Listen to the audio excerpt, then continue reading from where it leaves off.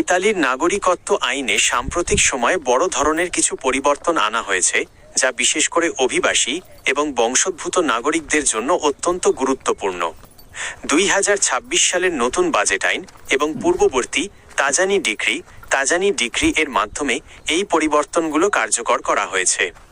নিচে প্রধান পরিবর্তনগুলো সংক্ষেপে তুলে ধরা হলো। বংশোদ্ভূত নাগরিকত্বের জুর স্যাঙ্গুইনিস ওপর কড়াকড়ি। ইতালির সরকার পূর্বপুরুষের সূত্রে নাগরিকত্ব পাওয়ার নিয়মে সীমাবদ্ধতা এনেছে।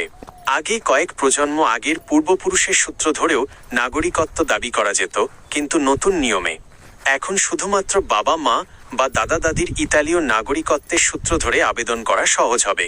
প্রজন্মের এই সীমাবদ্ধতা আরোপের ফলে 2 প্রজন্মের বেশি আগের বংশধরদের জন্য নাগরিকত্ব পাওয়া কঠিন হয়ে পড়েছে।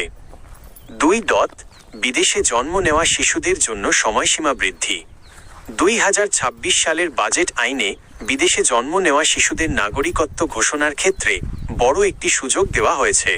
বিদেশে জন্ম নেওয়া শিশুদের নাগরিকত্ব নিবন্ধনের সময়সীমা 1 বছর থেকে বাড়িয়ে 3 বছর করা হয়েছে।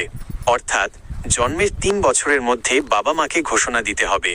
চলতি বছরের 1 জানুয়ারি থেকে এই প্রক্রিয়ার জন্য নির্ধারিত 250 ইউরো ফি মওকুফ করা হয়েছে। 3. নাগরিকত্ব প্রক্রিয়া ডিজিটাল ও দ্রুতকরণ।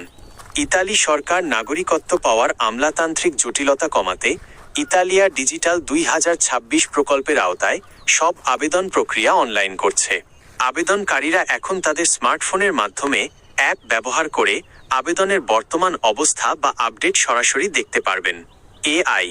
এআই প্রযুক্তি ব্যবহারের মাধ্যমে আবেদনের যাচাই বাছাই প্রক্রিয়া আরও দ্রুত করার লক্ষ্য নির্ধারণ করা হয়েছে। 4. নাগরিকত্ব পুনরুদ্ধারের সুযোগ। যাঁরা আগে ইতালীয় নাগরিক ছিলেন কিন্তু কোনো কারণে তা হারিয়েছেন, তাদের জন্য নাগরিকত্ব পুনরুদ্ধারের একটি বিশেষ সুযোগ দেওয়া হয়েছে।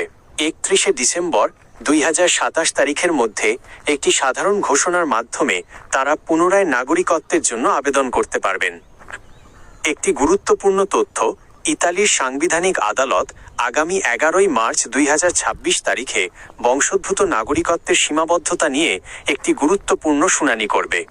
আদালতের রায়ের ওপর ভিত্তি করে এই আইনের কিছু অংশ পরিবর্তন বা বাতিল হতে পারে। আপনি কি বিশেষ কোনো ক্যাটাগরিতে, যেমন কাজের সুবাদে বা বংশসূত্রে, নাগরিকত্বের আবেদন প্রক্রিয়া সম্পর্কে জানতে চান?